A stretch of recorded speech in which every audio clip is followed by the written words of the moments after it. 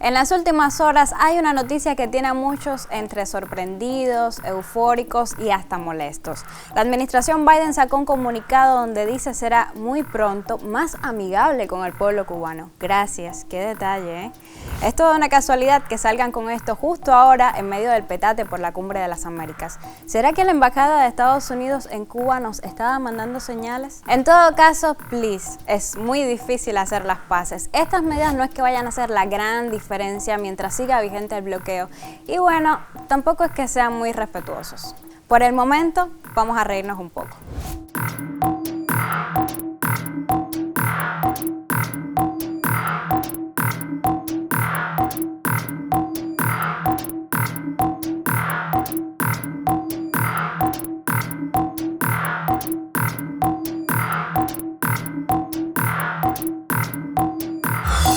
Ya los de siempre se pusieron bravos y de paso se les cayó la careta. Es evidente su preocupación por el pueblo cubano. Pero tranquilos, hoy no les vamos a dedicar el programa. Nos iremos por la línea de la democracia, muy diferente, por cierto, a la del norte. Y a propósito de la reciente aprobación de 8 leyes en la Asamblea Nacional y toda la polémica en torno a ellas. Así que quédese conectado con nosotros. Esto es Con Filo, un espacio para mostrar con todos sus matices las noticias, los hechos, las matrices de opinión que circulan en los medios y en las redes sobre la realidad cubana. Aquí vamos a rasgar la costura de la manipulación mediática y adentrarnos en la arista filosa de los acontecimientos.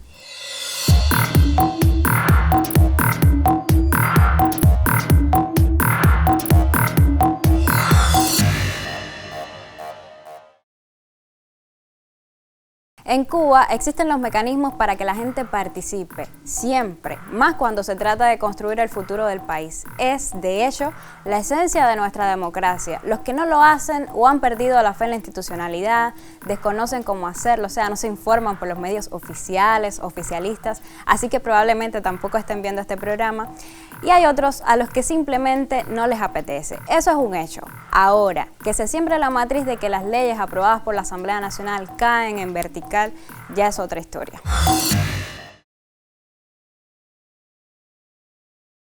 Este proceso de discusión democrática masiva es otro más de los varios realizados en Cuba en la última década.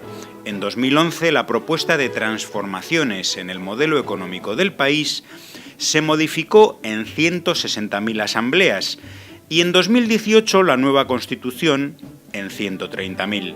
En el mundo son pocos los lugares donde se pongan en práctica fórmulas similares de participación popular masiva. Desde diciembre del año pasado, la Asamblea anunció el cronograma legislativo donde se presentó con nombres y periodos las leyes que estaban en estudio y debían llevarse a aprobación durante 2022.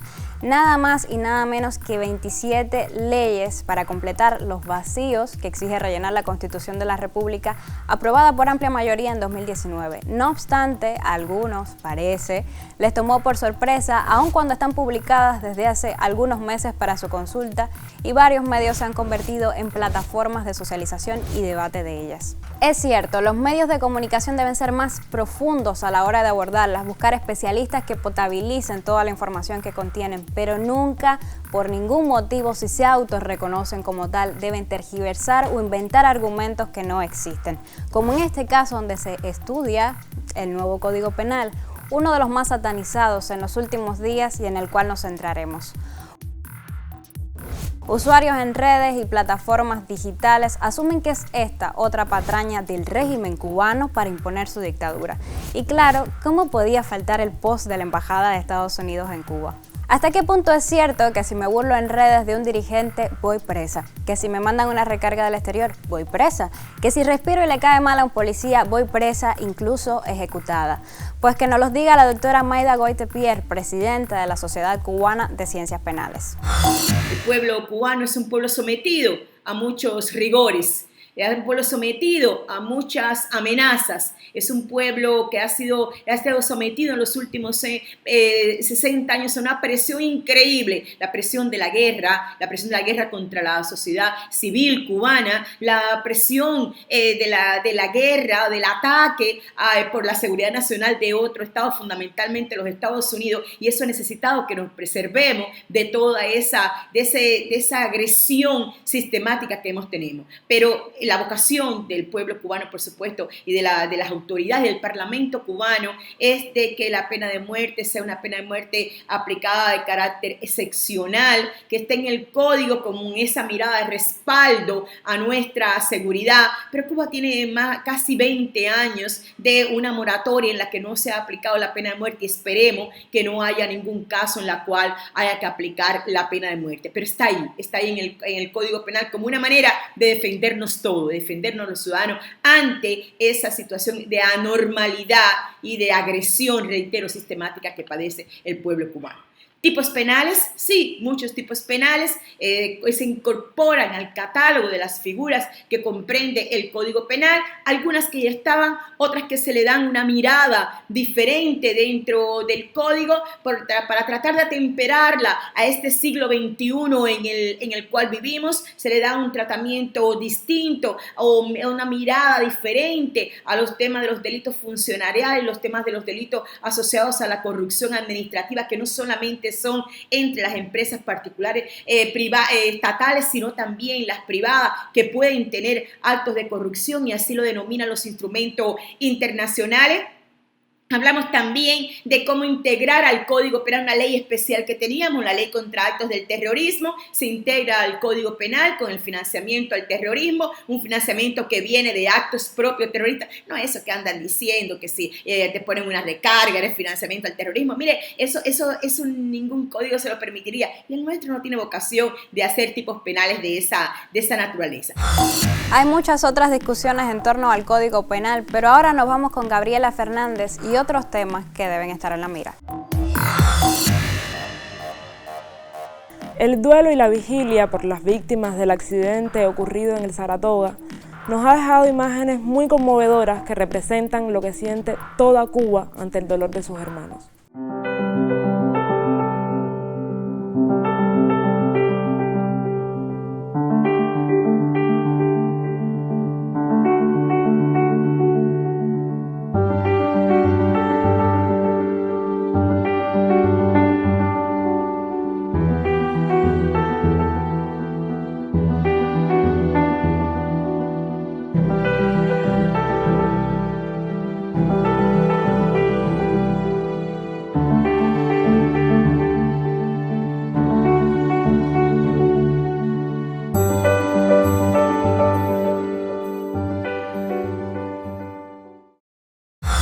Mostrar nuestras condolencias para quienes perdieron su vida, muchos en cumplimiento de sus funciones, era un tema netamente humano, para algunos. Pero el populismo de quienes sin gustarle la política pretenden vivir de ella no se hizo esperar, para intentar demostrar una superioridad moral que no les caracteriza. Era sabido que no se iba a pasar por alto algo así, como nunca se ha pasado ni pasará por alto un desastre que implique la pérdida de tantas personas. Pero esperar el momento propicio también es un acto de respeto. Algo que resulta curioso y preocupante para muchas personas es el hecho de que a partir de este suceso pareciese que hay incendios todas las semanas en la capital. Y esto puede ser cierto, en algunos casos, pero no tan reciente como pretenden hacer que parezca. Los incendios ocurren desde que se descubrió el fuego, y los accidentes que provocan solían ser más comunes que mediáticos, hasta ahora que parece que hay una cámara grabando cada vez que se enciende un fósforo, sin contar a los que ven cenizas donde nunca hubo fuego.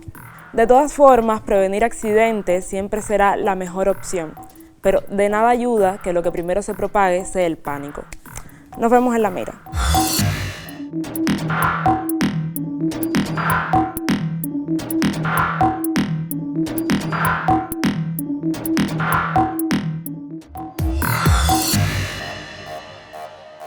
Es duro asimilarlo, pero en Cuba, con todo y el avance en igualdad de género, se dan casos de asesinatos a mujeres solo por esta condición.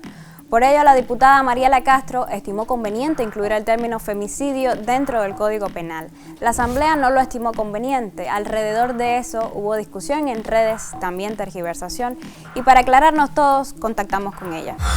Buenas noches y muy agradecida al programa Confilo por invitarme para poder esclarecer algunas inquietudes que ha suscitado mi propuesta de introducir el término femicidio en el nuevo Código Penal aprobado recientemente por unanimidad en la Asamblea Nacional. Realmente quiero aclarar que desde el triunfo de la Revolución ha habido siempre una ocupación del Estado sobre los temas relacionados con las mujeres, con sus derechos, sus avances en la sociedad, y en estos más de 60 años hemos ido avanzando y actualizando nuestro órgano legislativo en este sentido. Este código refleja muy bien desde el punto de vista técnico el tema que yo estaba tratando de introducir y que argumenté el por qué era necesario hacerlo. Pero mi propuesta no responde a ningún elemento de tipo técnico, porque esto está bien recogido en el documento aprobado. Realmente el nuevo Código Penal respeta y protege todos los derechos consagrados en la Constitución y en consecuencia penaliza todo tipo de violencia y discriminación en este sentido. Y además tiene elementos novedosos que apreciamos mucho, entre ellos, por ejemplo, cómo de manera específica se resalta los elementos relacionados con el género, la orientación sexual y las identidades de género. No obstante, yo considero y lo sigo afirmando que desde el punto de vista de táctica política, para apoyar justamente la política que está desarrollando el Estado revolucionario con relación a la protección de las mujeres ante este tipo de violencia extrema, expresión de la misoginia históricamente aprendida desde los sistemas explotadores patriarcales, realmente es que yo considero que es necesario que se resalte. Ese era todo el propósito de mi propuesta, el hecho de que no se haya contemplado de esa manera en el Código Penal no significa que no se esté haciendo y que no se va a seguir intencionando con más profundidad en las estrategias que se han diseñado, en las que se están implementando, en las que todavía se están trabajando y en los protocolos de actuación de diferentes instituciones del Estado y organizaciones de la sociedad civil. Estar en desacuerdo no es un pecado, criticar para bien lo que está mal tampoco, aunque a algunos les gusta pensar que sí. La cuestión está en ayudar desde donde podamos hacer un mejor país. Para eso tenemos que ser partícipes, eso va de estar informados, de tomar partido, de ser justos. El avance depende de nosotros. Hace poco me preguntaron cuál es la razón de que nos hayan vuelto a poner, por ejemplo, en una lista de países que amparan el terrorismo. No la hay. No existe razón alguna para el castigo, la sanción, el odio contra un pueblo noble, amoroso, gentil y alegre como el cubano. Solo hay sinrazones, perversidad, falta de ética y una grandísima frustración, porque llevan 63 años naufragando de derrota en derrota.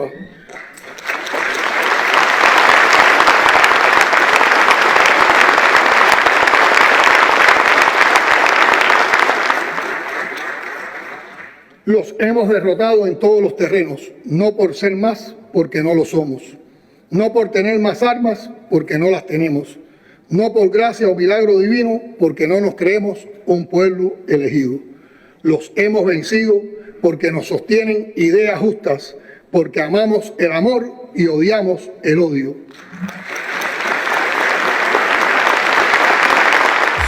Por hoy es todo. Recuerde seguirnos en nuestras plataformas de redes sociales. Nos vemos el jueves. Hasta entonces, ya sabe, manténgase con filo.